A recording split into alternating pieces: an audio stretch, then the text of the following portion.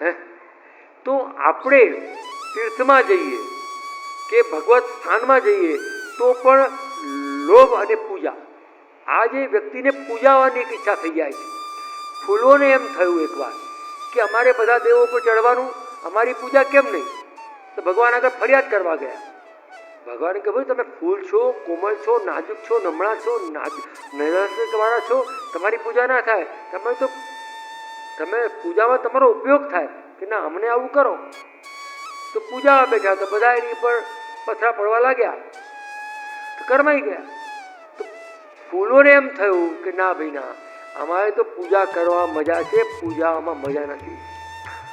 સાચું કહું છું, અમને પોતાને ખબર છે કે આ સ્થાન કેટલું બધું કઠિન છે. અમારી કોપી કરવા લોકો જાય કે આ કેવું સરસ. અમારા કડીમાં એક બેન હતા, એને અમારી મમ્મીને કહ્યું, ભાભીજીને, કે આવતા જન્મ મારે વહુજી બનવું છે.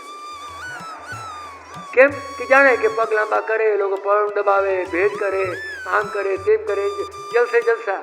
પછી એને કહેવામાં, ભાઈ આ વહુજી બનવું સહેલું નથી. લોકોને ગમે કે મહારાજ બની જઈએ, વહુજી બની જઈએ, બહુ મજા આવે. હા, અરે પણ સાંભળો ભાઈ, અમારા વડીલો એમ કહેતા કે આના માટે તપ કરવું પડે. સમજ્યા તમે?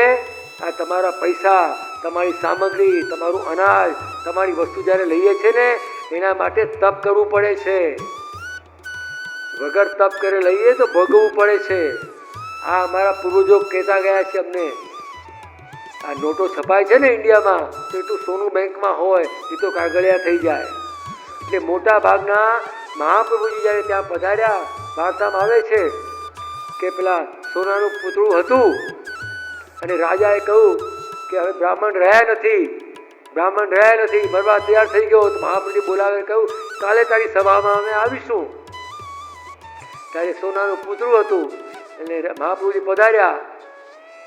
તો પેલા સોનાના પુતળાએ એક આંગળી ઊંચી કરી, મહાપ્રભુએ 3 આંગળી ઊંચી કરી. તો પેલા સોનાના પુતળાએ માથું નીચું કર્યું. એનો મતલબ એ થયો, મહાપ્રભુજીએ રાજાને ઉપદેશ આપ્યો, ઠપકો આપ્યો, કહ્યું રાજા, તમે તમારા પ્રાણ બચાવવા, તમારા રોગની મુક્તિ માટે આ સોનાનું પુતળું બ્રાહ્મણને આપવા તૈયાર થઈ ગયા. એટલે મતલબ શું? એ સોનાનું પુતળું જે લે બ્રાહ્મણ એ મરી જાય અને રાજા બચી જાય. વિચાર કરો, રાજા એ રક્ષક છે, એ બ્રાહ્મણનો જીવ લેવા તૈયાર થઈ ગયો. અને બીજું, સોનાના પુત્રો મંત્રોક્ત હતો. મંત્રોક્ત વસ્તુ હોય એમાં ચેતન્ય આવી જાય. એને કહ્યું, તમે 1 વાર ગાયત્રી કે સંધ્યા કરો છો? મહાપુરુષે કહ્યું 3 વાર કરું છું. ત્યારે નીતિ મસ્તક થઈ ગયું.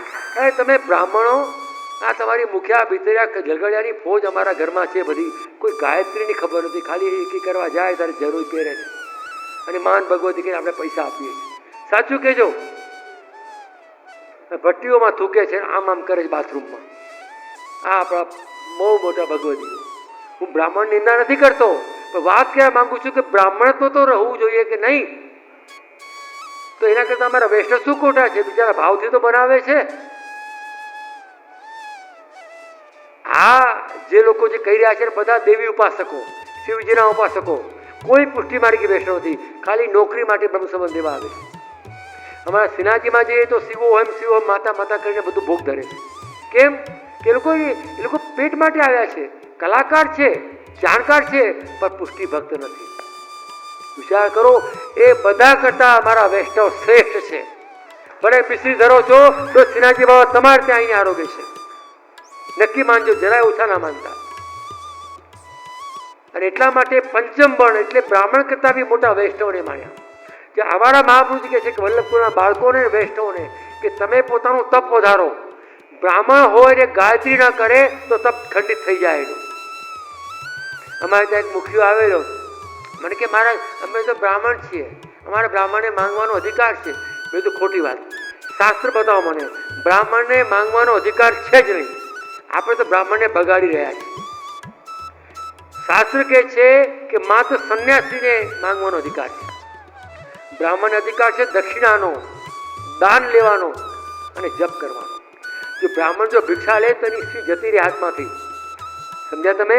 દક્ષિણા ક્યારે અપાય, દાન ક્યારે અપાય? એટલા માટે બ્રાહ્મણને એટલા યોગ્ય બનવું પડે. આ બ્રાહ્મણ પોતે એમ કહે છે કે અમે તો હાથમાં લઈશું, હાથ અપાય જ નહીં, એ તો ભીખ કહેવાય. ભીખ લેવાનો અધિકાર યા તો ભિક્ષુકને છે યા સંન્યાસીને છે. બ્રાહ્મણને અધિકાર નથી આમ લેવાનો. એ કર્મ કરે, કર્મકાંડ કરે, ગાયત્રી કરે, મંત્રોચ્ચાર કરે ત્યારે દક્ષિણા રૂપે કે દાન રૂપે અપાય છે. આપણા કહેવાતા સોપોલ પુષ્ટિ માર્ગીય બ્રાહ્મણો અમારી હવેલીઓમાં એ ખરેખર પોતાને બ્રાહ્મણ કહે છે, કોઈ દિવસ ગાયત્રી નથી કરતા. એટલે હું કહું છું પહેલા સેવા, આ બધી અમારા સાથે સ્વરૂપો બધા જ કોઈને કોઈ વૈષ્ણવ સેવા કરતા હતા કે નહીં? દામોદર સંભળવાળા દ્વારકાથી સેવા કરતા, ગજનધાવ નવનીતરાજીની સેવા કરતા, રજુભાઈ બાળકૃષ્ણજી સેવા કરતા.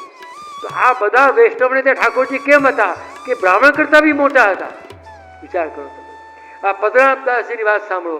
ગિરિધરજી મોટો 56 ભોગ કર્યો, ખૂબ શ્રમ લીધો અને પછી પૂછ્યું कि बाबा आपको कैसो लग्यो, मथुराधीश हे प्रभु आपको कैसो लग्यो? तो गिरधरजीना वचन મળે છે કે બાबा आपने श्रम तो बहुत लियो कि पद्मनाभदास के छोला सो आनंद नहीं आया. આ આપણું સ્વરૂપ છે. આ પદ્મનાભદાસના છોલા પદ્મનાભદાસના નથી કે મારા તમારા છે. એ છોલા કોના છે? મારે તમારા ભાવ, મારી તમારી દિનતા, મારા તમારા તાપના છોલા છે. આપણે એ ભૂલીને 56 ભોગમાં પડી જઈએ છીએ, પ્રસાદમાં પડી જઈએ છીએ. અરે અમારા મહાપ્રભુજી આગળ કોઈ આમ કરે ને તો સાક્ષાત ઠાકોરજી પધરાઈ આપે.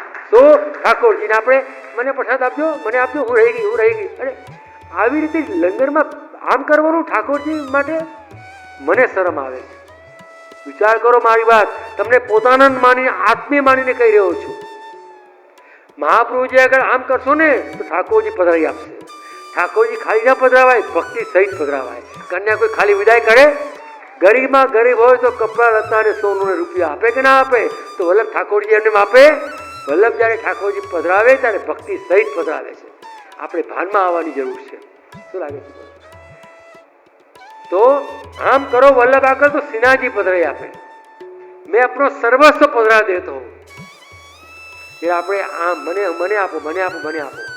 ને અમારા એક ભગવતી હતા માણસામાં, એ તો કહેતા કે જેનું હાથનું આપણું લઈએ ને એના જેવી બુદ્ધિ થઈ જાય. એ તો પોતે કોઈ જગ્યાએ ફસાઈ પડ્યા હોય તો પોતે જાતે લઈ લે. કારણ કે જેનું આપણે જે માટવા બેઠો હોય એના જેવી બુદ્ધિ થઈ જાય. આપણે કહો, વિચાર કરો. તો સૌથી પહેલા કલિયુગમાં પ્રાણ ક્યાં થઈ રહ્યો છે? આપણી બુદ્ધિ ઉપર. અમારો મિત્ર હતો એક જ્યોતિષી, એ મને કે મહારાજ હું તો કુંડલીમાં નવી વિદ્યા કરું. શું કરે છે ભાઈ? કે હું તો ખાલી 5મું સ્થાન છે ને બુદ્ધિનું સ્થાન છે કુંડલીમાં, હું તો ખાલી 5મું સ્થાન જોઉં એટલે બધું જીવન કહી દઉં. વાત સાચી છે. કુંડલીમાં જે 5મું સ્થાન બુદ્ધિનું હોય, અહીંયા આપણે ત્યાં બુદ્ધિ પ્રેરક કષ્ટસ્ય. તો બુદ્ધિ જે છે પ્રભુને સમર્પિત આપણે લઈએ તો વિચાર કરો. પુષ્ટિ પ્રવાહ મર્યાદામાં આવ્યું છે કે ભગવત રૂપ સેવાર્થમ સૃષ્ટિ જ્ઞાનતા ભવે. પ્રભુના રૂપની સેવા કરવા માટે આ વલ્લભી સૃષ્ટિ બની છે. પુષ્ટિ માર્ગી સૃષ્ટિ પ્રભુના રૂપની સેવા કરવા માટે. પ્રવાહી સૃષ્ટિ મન જેવી છે, ચંચળ, એ ભટક્યા કરે છે. એ મન પ્રભુના મનથી બની પ્રવાહી સૃષ્ટિ. અહીંયા ગયા, ત્યાં ગયા, ત્યાં ગયા, ત્યાં ગયા. અમારા ગામડામાં ઘણી વાર એવું બને, બધા માતાજીના મંદિરમાં થઈને છેલ્લે પુષ્ટિ માર્ગી મંદિરમાં આવે, છેલ્લું શ્રીફળ ત્યાં ફોડે. અને મંગળા પહેલી હોય તો પેલું શ્રીફળ ત્યાં ફોડે. બધા દેવ જેટલા બી દેવ ભૂલથી કોઈ ન રહી જાય એટલા પહોંચી વળે. પ્રવાહી સૃષ્ટિ મર્યાદા એટલે માત્ર કથામાં, પ્રવચનોમાં, ઉપદેશમાં જ રસ હોય. સેવામાં કે સ્વરૂપમાં રસ ના હોય, મર્યાદા. અને જેને સાક્ષાત સ્વરૂપમાં બી રસ હોય, ગુણગાનમાં બી રસ હોય અને સત્સંગમાં બી રસ હોય, એ પુષ્ટિ સૃષ્ટિ. તો હવે વિચાર કરો તો મહાપુરુષ કહે છે કે પુષ્ટિ બીજ એટલે પુષ્ટિનો આત્મા લઈને આપણે ભૂતલ ઉપર આવ્યા છીએ, તમે અને અમે બંને.